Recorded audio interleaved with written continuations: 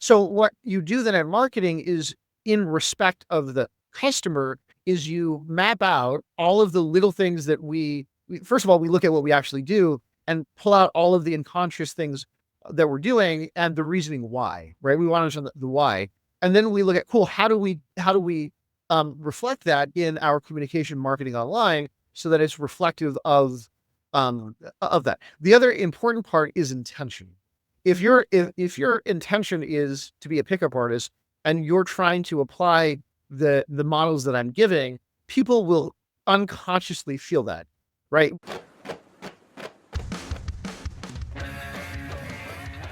Oh yes, this is the Hardcore Marketing Show. I'm Casey Cheshire, your host for this epic journey. Today's show is sponsored by Ringmaster, on a mission to launch B2B podcasts that create relationships, generate revenue, and drive growth. Ringmasterlive.com. Bam.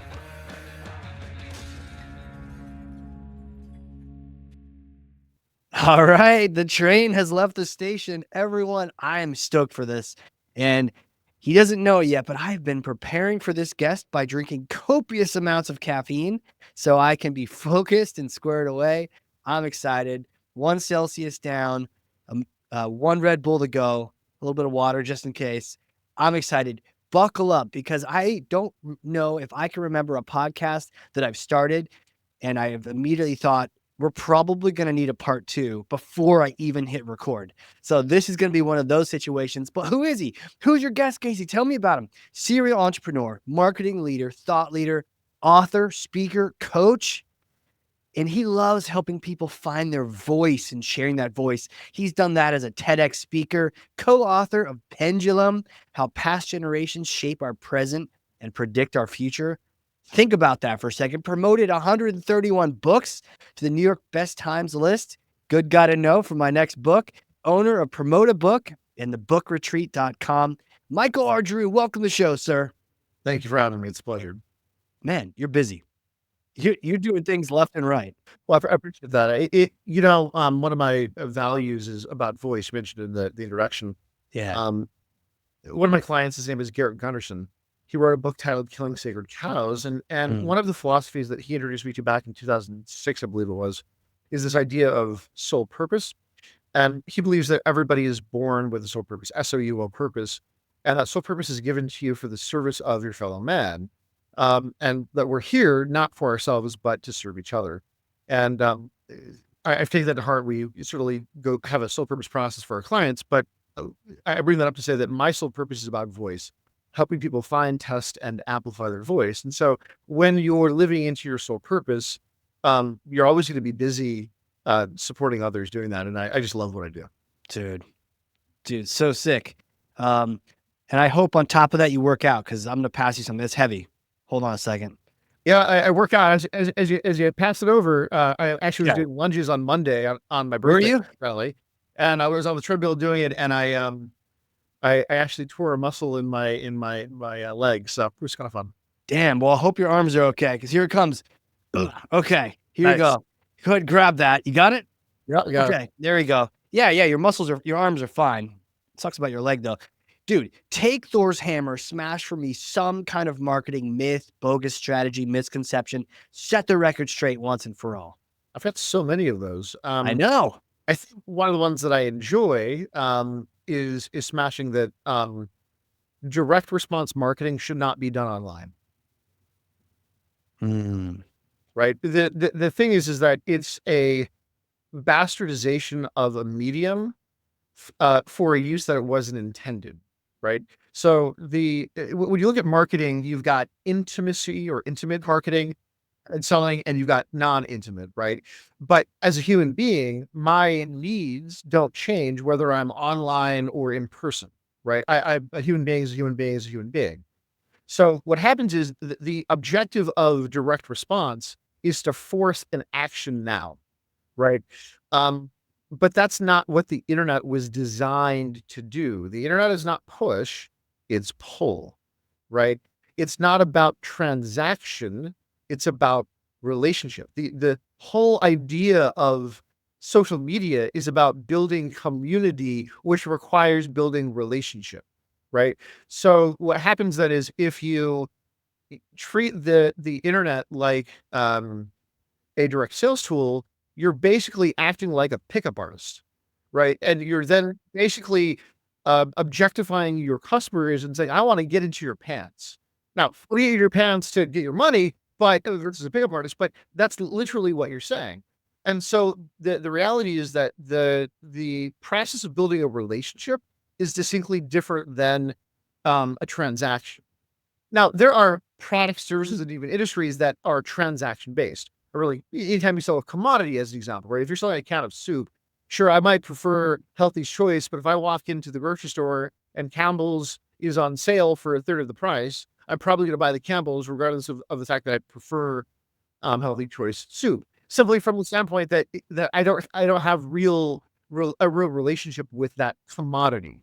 But when you sell influence, when you sell ideas, when you sell thought leadership, what you're doing is you're selling the idea that you can change someone's heart, mind, body, or soul, right? And that is a non-tangible asset. And so that then goes back to trust. And trust is built through building a relationship over time, right? But the objective of the direct response marketer, like the objective of a pickup artist, is to be able to get to transaction as quickly as possible. And when you do that, you violate the fundamentals of what you need to do to build a relationship. Yeah, you see jokes about that all the time. You know, the joke of you going on a date and someone's like, "So how many kids do you want to have?" And it's like, "Whoa," or like, what's your blood type?" You know, like, "We just met. Can we just get a drink and talk about, the weather for a second?" Just jumping and I think we inherently feel that violation you're talking about, that violation of the intimacy where we're like, "Wait a second, what are you talking about here?" And then even those books, I remember like it's the game or something like that. It was all about the pickup artist, and it was all about faking the intimacy in order to try to get the transaction. And we have so many marketing books that do that too. Yeah, let me give you a really fun corollary. Yeah, please. Um, with a really good conversion rate for direct response is what? For direct response, 3%. 3%. Cool.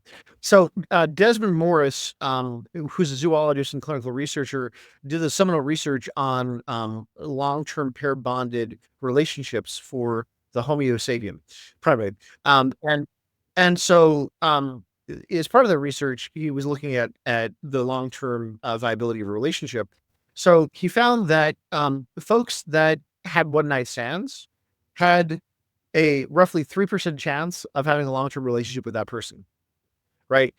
He coined this model called the 12 steps of intimacy, which we do really unconsciously when pair bonding with a partner, which I would say applies towards marketing to your customer and building a relationship with your customers. Yeah, who is this you said? Which doctor? Desmond Morris is his name. He actually had a TV show on PBS, I believe it was in the late 70s and early 80s.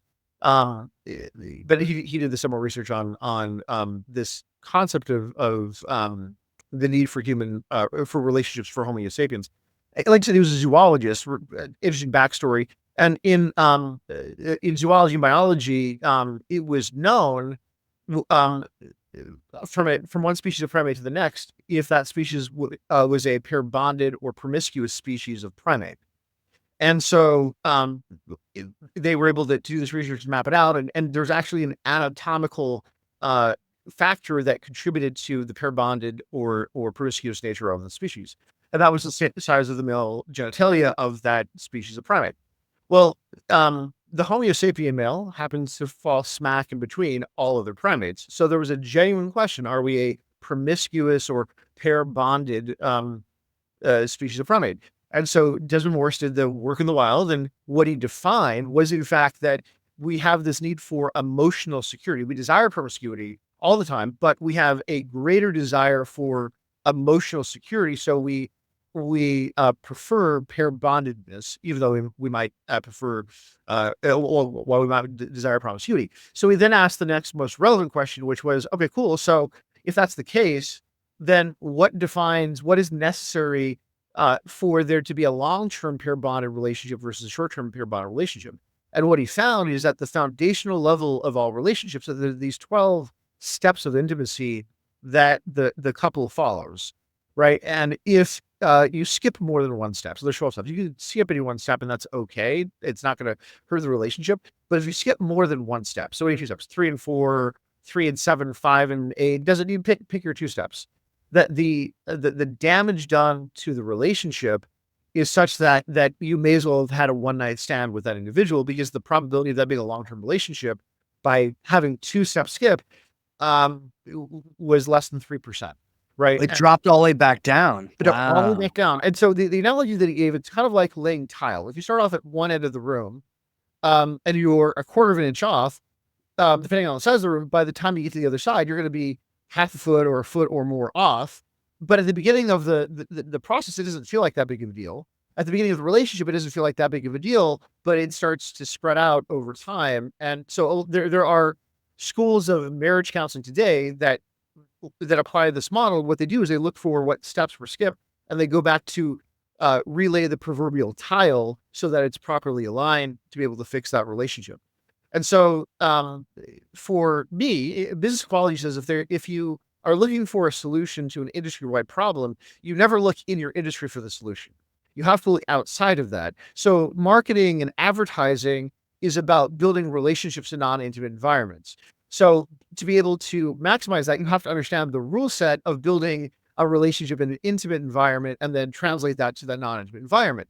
And so we had to go to the foundation of that. And the best place we could find for that was this work by Desmond Morris that looked at it from an intimate standpoint. And again, what we would indicate is that, and when I say we, I mean myself and my co-author on Pendulum, Roy H. Williams, that that a human being has the same physiological, psychological, and emotional needs, whether it's in an intimate or a non-intimate environment. So the 12 steps of intimacy that apply towards building a pair bonded relationship also applies towards building a relationship with your customer. And so again, I give you the 3%, but when the pickup artists teach you to get laid, what they tell you to do is talk to 100 women in a night so that you can have sex with 3 of them. Direct response. Direct response. It's the same thing. So yes, you can move into the lifeblood of business and get money in a transaction by doing that, but you're not going to build a long-term relationship. And what most business owners fail to understand is that they're looking at it from the short-term transaction, most of them, because they need that money to stay open. But the reality is that the most important metric that they should be looking at is the LTV, the lifetime value of the customer, right? So the example that I would give is Beachbody. Now, your listeners may not know the company Beachbody, but Beachbody, I do. he's Yeah. the producer of P90X and Insanity and a lot of the other workout programs. They're also an MLM. But when they do lead generation, for every upfront, for every dollar they spend, they will generate about 32 cents. So they're losing 68 cents upfront to generate a lead. But they do that because they know what their LTV is. They know for every customer on average over a 5-year period of time that the customer will be valued at about $5. Now they have a long enough time horizon to know that number and to know what their conversion rates are. They're looking at the LTV, not the immediacy of the conversion. If they looked at the immediacy of the conversion, they would stop everything that they're doing. Right. Right. Yeah. But they're not looking at it from the transactional standpoint. They're looking at it from the knowledge that they have to build trust with their audience, that they are the experts in these subject fields that can be trusted in order to get them to buy.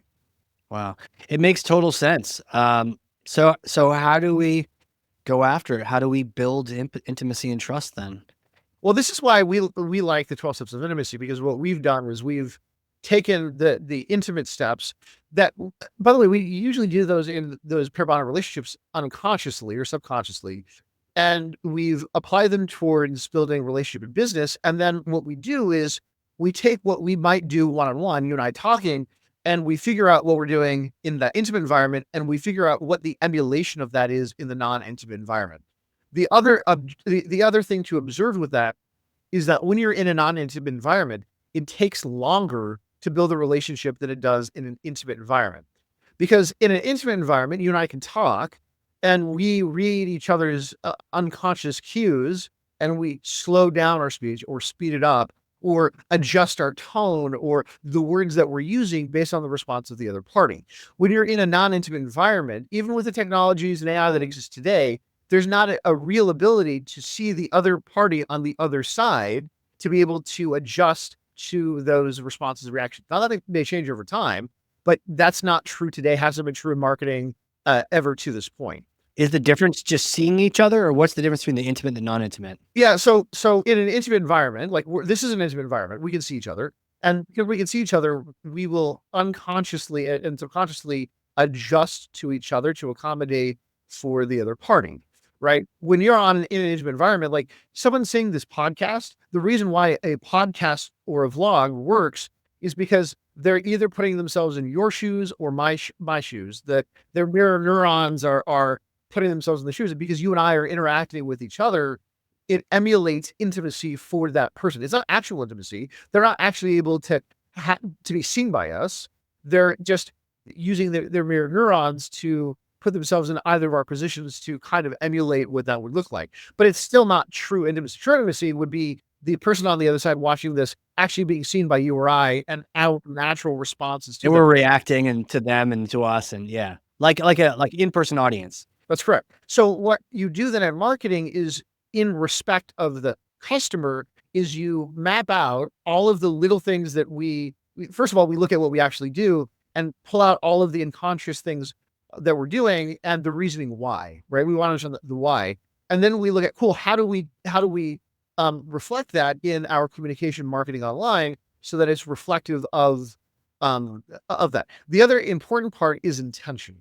If your intention is to be a pickup artist and you're trying to apply the models that I'm giving, people will unconsciously feel that, right? You and I haven't likely had this experience, but women at a bar have certainly had the experience of a pickup artist or some other sleazebag walking up to them with the objective of getting laid, who are picking up on them, and they pick up on that.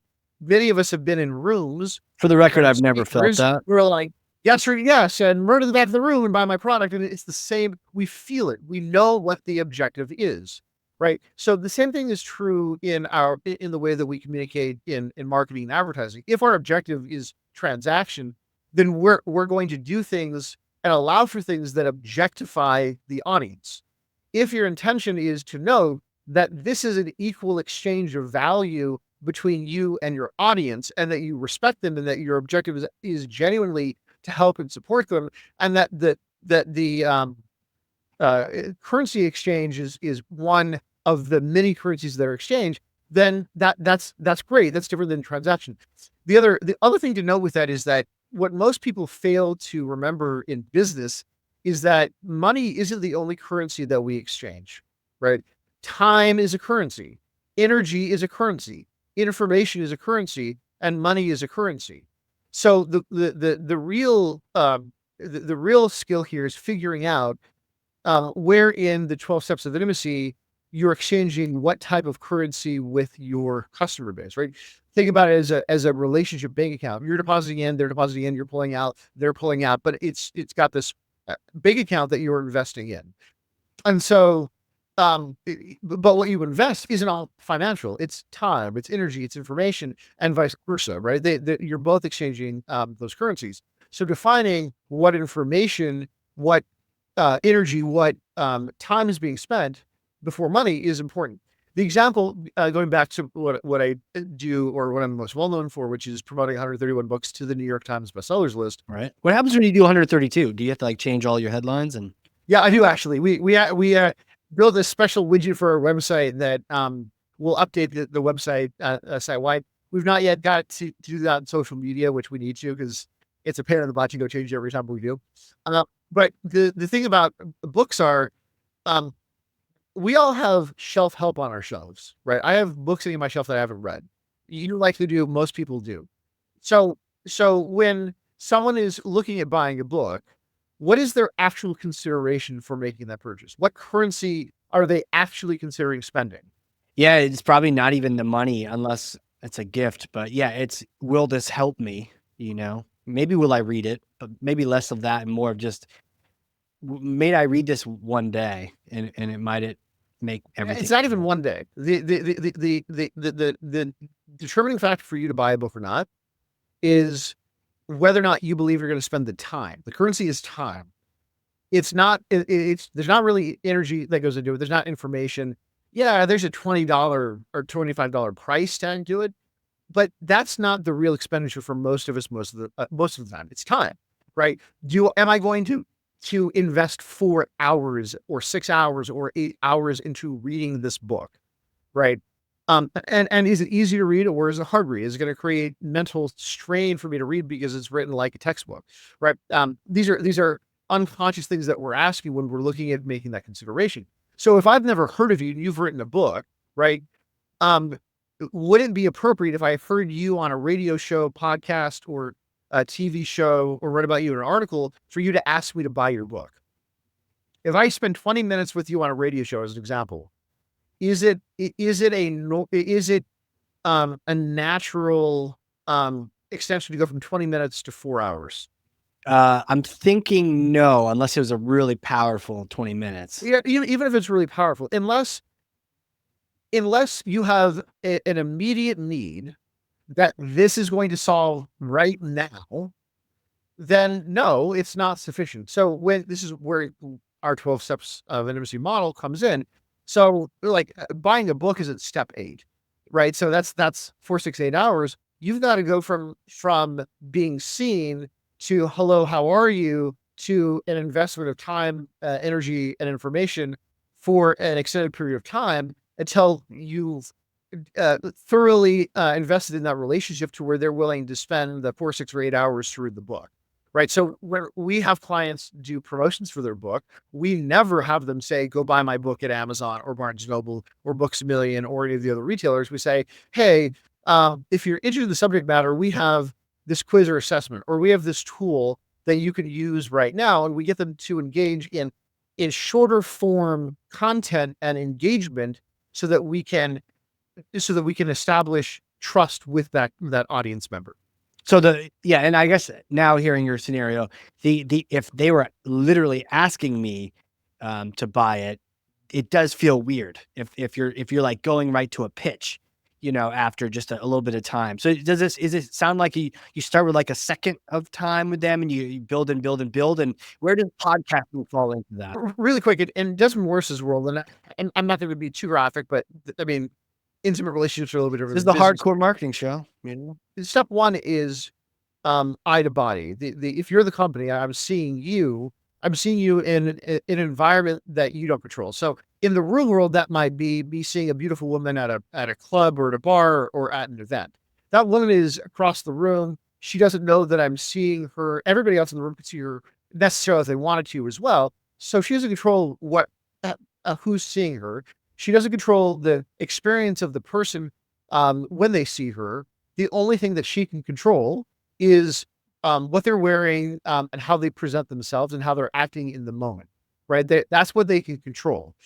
In marketing, it's the same thing. It's being seen in an environment that you don't control. If I do a Google search and you come up as one of the results in that Google search, you can't control anything else that's going on in that Google search. You can only control the result. So the question is, in that result, can you reflect back to the person who did the search that you see them, that you understand them, that you understand why they are doing the search, right? And then that goes into step 2, which is eye to eye. I see the beautiful woman sees me. Then there's this is where flirting comes in, right? There's this micro exchange of information. And the reality is I look at the woman and then she looks back at me and I see her for a second and then I turn away, right? Because I don't have permission of that woman to stare at her, right? We don't have that intimacy in our bank account deposit, and it's true vice versa. And so there has to be this micro exchange of back and forth in that flirting to be able to develop it, to get to a larger conversation further down the process. And so the same thing is true in marketing. We want them to know that we see them with our result, so that we can take them to content that then starts a conversation with them, right? The idea in that public scene would be, I'm going to go, now that I've flirted, we've exchanged enough interest in each other. I'm going to go and talk to that person, right? But certainly, if you flirt and suddenly they cut it off, they've cut it off, and that's done, right? You don't go and talk to the person because they've stopped that exchange of energy, and so you stop your engagement as well. That's true in marketing as well. You get somebody to engage with you, and if there's not a real alignment, then they go away and you go away, and there's no further problem. It's You also don't have your SDRs keep calling them after they say, "Leave me alone." no, no. And while the model here that I'm discussing is a psychological one for building personal intimacy, I would ask the audience to consider the business application. Right there is still a sense of flirting. Like there's a trust that the woman has to have before I go and talk to her. She has to know that she's interested in that from her in a energetic vibe standpoint that I feel safe enough for her to engage with. Right, right. I wonder about this. One of the questions that came to mind when you were sharing this, especially around the transactional value. I've often wondered. Sometimes, I feel like a marketer. Sometimes I have to be a salesperson, and I almost feel like in marketing, I feel like I just want to go the intimacy route. But something about sales, and maybe this isn't correct, but something about sales is at the very end, someone has to be able to say, "All right, let's do this."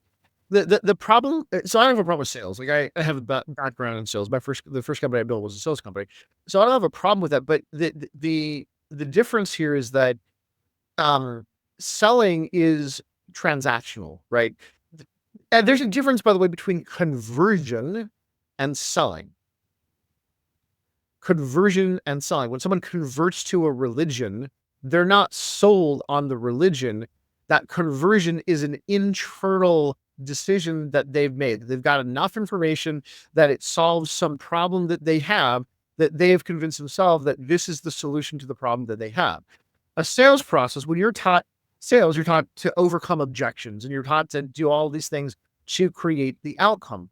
Well, someone who's been converted to a product, service, company, individual, or religion, or political party, or whatever, um, they do all of that overcoming objections internally, right? They're not being sold; they're selling themselves. They're doing that process. So when you're dealing with influence without leadership, your objective is to create and align a process that allows them to convert, not to be sold. The outcome of selling and the outcome of conversion is the same. The process is different. Is different. And process is one is violating all those steps and just going for the gold. Right. Think about it from a personal relationship standpoint. If you're selling someone to be in a relationship with you, if you're selling them to be your spouse, that's that's terrible. Nobody wants to be sold on a relationship. Nobody wants to be sold on marriage or anything else. Like, no, we convert into the relationship. Right. My wife and I watch some of those terrible TV shows like Married at First Sight and Love is Blind, and we see some of the violation, like sort of interestingly forced on people. Like, cool, now you're married. You've skipped all the steps, and now try to It's start not from really zero. 3% of those will work. Right. It's just not. It's not going to work because the foundation isn't there. And if it's not there, then what they have to for that kind of relationship to work, they have to tear all the foundations apart and rebuild it within the relationship, which is a hard thing to do at that point. So, um, I understand that from a business standpoint that we have a need as business owners to generate the currency of money. But what's important in that is that if you focus on the money as the outcome, then you're objectifying your audience, your customer base. And most people, most of the time, do not want to be objectified. You ask a woman if she wants to be objectified by a man, and 98% of the time she'll say no. And the other 2%, she just wants to have a transaction with that man. Right? That's what it's a transaction. And parties know what that is. It's a transaction. It's not gonna lead anywhere. Right. Wow. So yeah, I've definitely been guilty of this. Thinking in terms of, you know, uh, annual contract value. And I mean, I'm technically even thinking about the lifetime value, like we brought up. Does that violate it, or it's okay to Well, calculate that? think about the term lifetime value.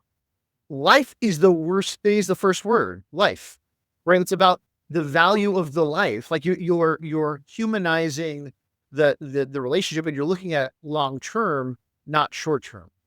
The thing to note is that your long term pair bonding relationships happen in an intimate environment. This is a non-intimate environment, and so we have to emulate that intimacy, which is what this model allows you to do, so that it humanizes. But the other part of that is, most of the people that I meet that do transactional marketing actually have a really good heart. They want to do the right thing. The reason why they do transactional marketing is because they weren't taught anything else, and the burn and churn direct response does work in the short term. But what happens is you get on the hamster wheel of burn and churn, burn and churn, burn and churn. And so that's not a viable long-term business model, right? It's a short-term one that can get you into revenue, but it's not going to keep you in business long-term. And the truth is, the amount of effort and energy that you put into short-term transaction and the amount of energy you put into long-term relationship is the same. The difference is when your business gets the benefit from that. A short-term transaction is short-term. It is immediate, and it also ends immediately. The long-term relationship takes longer to get into, but it's lifetime. It's not immediate, right? So the benefits there are much greater. So again, think of using the intimate model. Imagine starting with a one-night stand and turning that into a long-term relationship. We're not any different in business. Our customers are not any different in business than that analogy.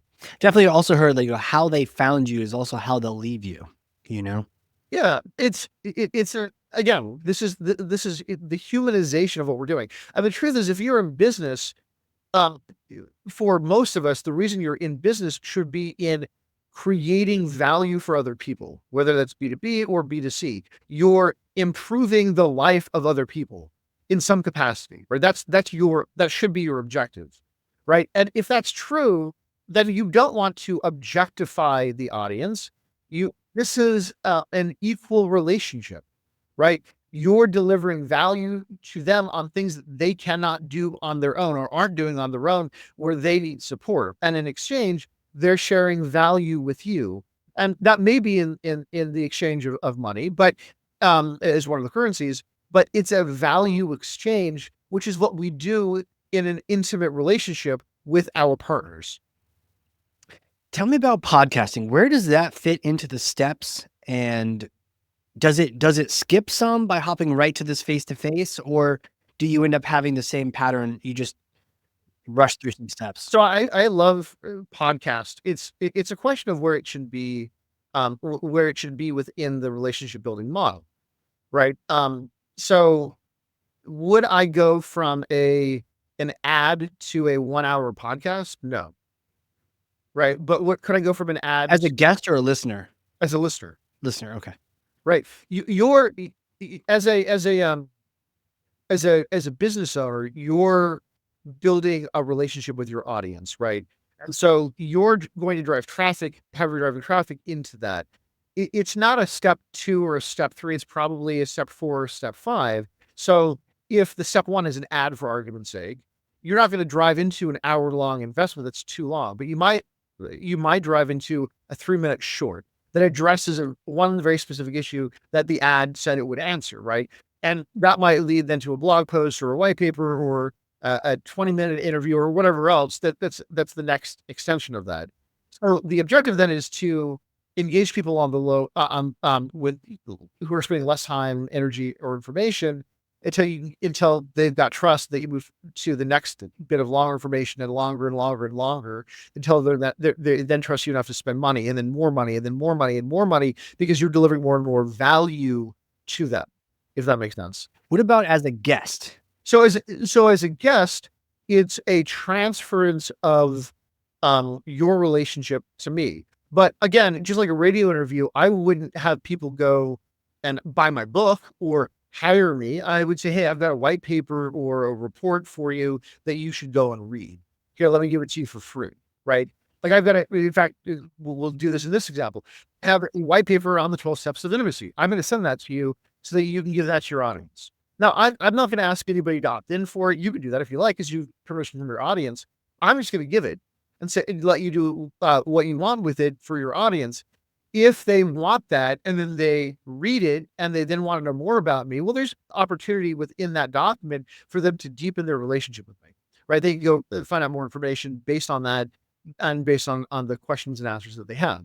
I'm not, but I wouldn't ask them to hire me immediately or anything else. I want to build trust. That's how I say that if somebody wanted to call me because they had a book coming out and they wanted to promote it to New York Times bestseller list, that I would say no.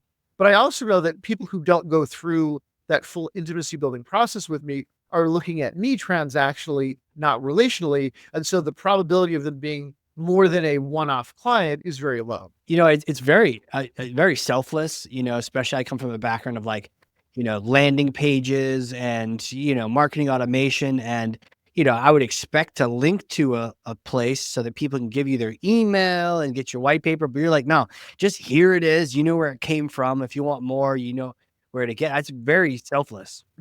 Well, it's also the other side. I want other people to make some investment into that relationship with me. I want, if they're interested, I want them to spend the time to read that so they have a better, clearer understanding, right? Because if then that model aligns with them, then there's other deeper things for them to do. There's training, there's other things that I want them to do.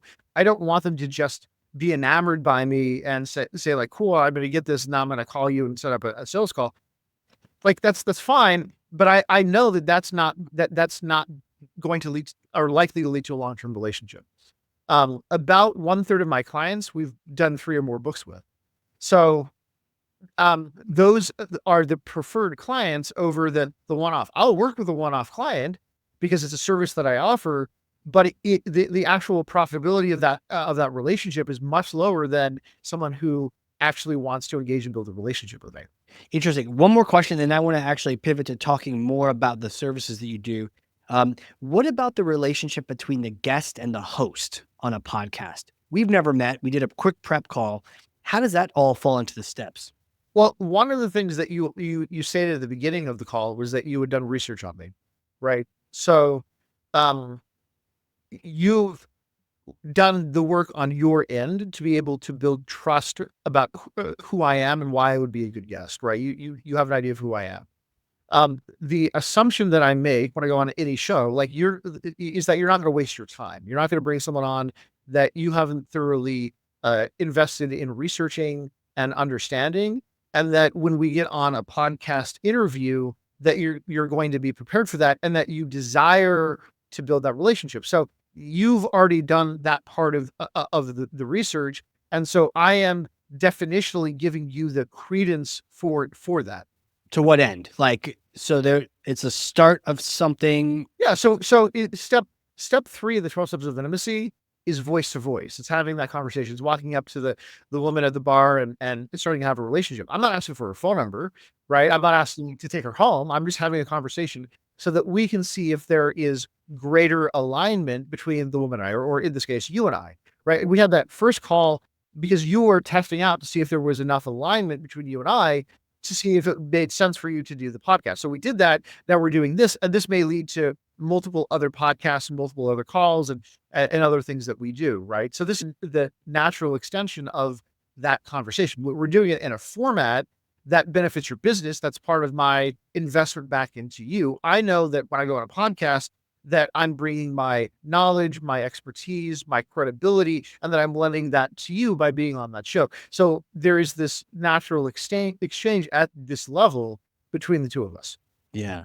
Yeah. I love it. I mean, we could talk about this all day. Maybe we should, on part 2, like we said. But what was interesting is I'll use the prep and I'll try to build some trust by saying what I'm going to do and then actually doing it on the show. Like I said I would ask this and then I did, and just to give you a little bit of like, okay, it's not a zinger out of nowhere. Like I said, I'd ask A and I asked Z instead.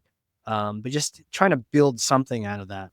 Well, you're not gotcha media, right? That you're using your podcast in the capacity that I'm describing, which is to develop a relationship with your audience. The objective of gotcha media is that their relationship with their audience is that they're surprising their guests and getting information that or getting a reaction response. And what their audience wants is the reaction or response. That's not what you're doing. Yeah. But wait, here's the zinger. Zingers happen in relationships all the time, right? But they come out in a natural and organic way based on the knowledge of the two parties. So you mentioned that some people work with you on multiple books, and I know you have the book retreat, which we started talking about just a second ago. But before we even ask you this question, what's the best question to ask a guest so that they can introduce their services in a way that doesn't violate the intimacy? Like I could accidentally ask you to be step 14 and there's only 12 and then we sort of violate it for our audience. So what do you think would be a good question to ask you? What do you enjoy most when serving a client? Okay. What do you enjoy most when serving a client? So for me, what I love, this goes back to my sole purpose that I said at the beginning of the call. My sole purpose is about voice, helping people find, test, and amplify their voice. I love walking into a room where people are talking about Secrets of the Millionaire Mind by T.R. Vecker, knowing that they don't know who I am, but that my work had that direct impact on them to the point that they're talking about it, or the one thing, or whatever, whatever work that I've supported, that people are talking about that, and that it's making a difference in their lives. Right. It's one thing to say, oh, I've sold 55 million books, or I've helped my clients increase the total gross revenue by about $3.85 billion. Those are nice data points. It's nice to say I have 131 bestsellers, but at the end of the day, all of that is done in the service of who they're serving, right? What we're doing is we're amplifying the voice of our clients, and that's making a difference in the world. My lifetime objective is to help my clients reach 440 million people worldwide through their content, selling any product or service for $1 or more. Well, I can't tell you what the exact outcome of that will be. What I know is that the studies on organizational change say if you get 5% of any organization to adopt a new message, they'll sell it to the rest of the organization. You only need about 5%. If I can get 5% of the world population to do the same, they'll sell the messages that they're accepting that will change the hearts, minds, bodies, and souls of people around the world. Well, it seems like a small percentage though to get 5%, and then that'll turn the whole ship. Yeah, that's all it takes. Wow. That's all it takes.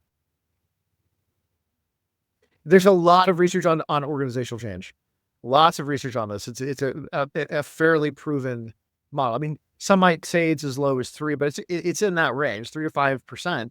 And literally, it could be a smaller number than 5 to be able to make an organizational change. So it's not much, because once you have people who are actively engaged in whatever that new model is, and they're demonstrating it for other people, and they're getting results from doing that, then other people want to emulate that success. Does it violate things to ask you specifically what you do with your companies or to talk about them? No, I think it's the contextualization of that, right? Like, if the first question is, what do you do? Well, now that sounds like a sales pitch. It does. Yeah. Right. But we've been talking about 12 steps of intimacy in my model for communication.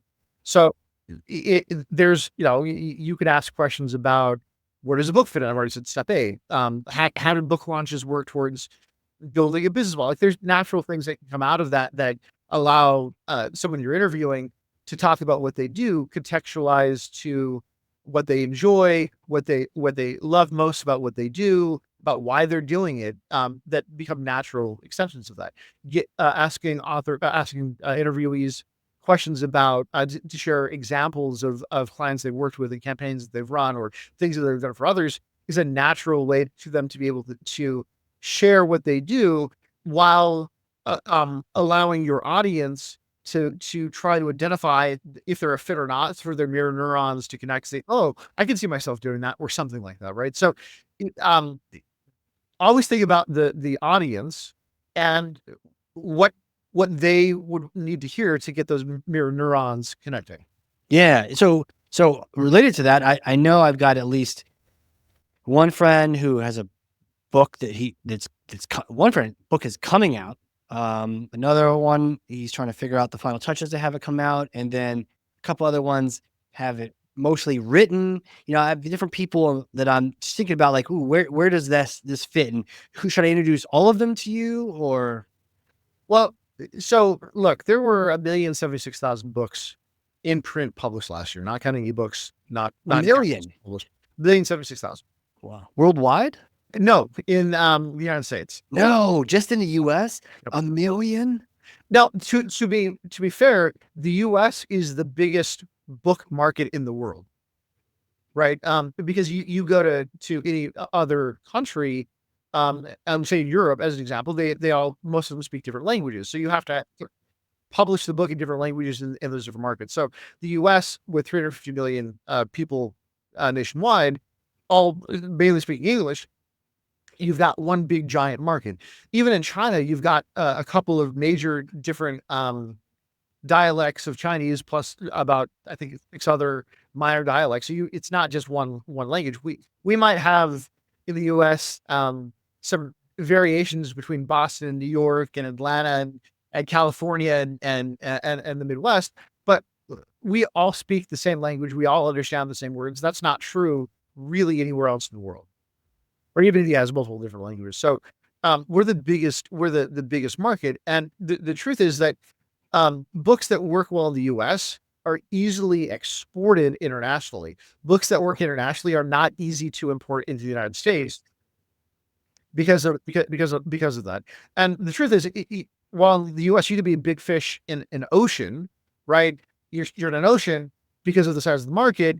It makes it very easy for you to become a big fish in a small pond in any other country in the world. So it exports quite well when you've demonstrated success in the US first. That's smart. Where can people connect with you if they want to take the step a little further? Well, first thing is let me give you that first white paper, and let me get you another white paper to give on publishing for those that want it, titled "How to Publish a Best-Selling Book," because book publishing has a set of rules. It's a very inane and archaic industry, and it is not flexible. Most of my clients are mavericks in their industry. They are industry changers, and they come to me and they're like, "Well, I want the industry to do A, B, and C." I'm like, "Try it yourself. It won't work. This is where we can move things. This is how we move things. This is what is flexible and what's not, right?" And so there's a very clear set of rules within the industry. One of your first questions was about, or your very first question was, tell us a myth. Well, one of the myths that people have is that Amazon it sells the majority of books in the industry, or a large majority. That's not true. Uh, but what is true is, of the total number of book sales, they're the largest at 16.6% of books sold. 16.6.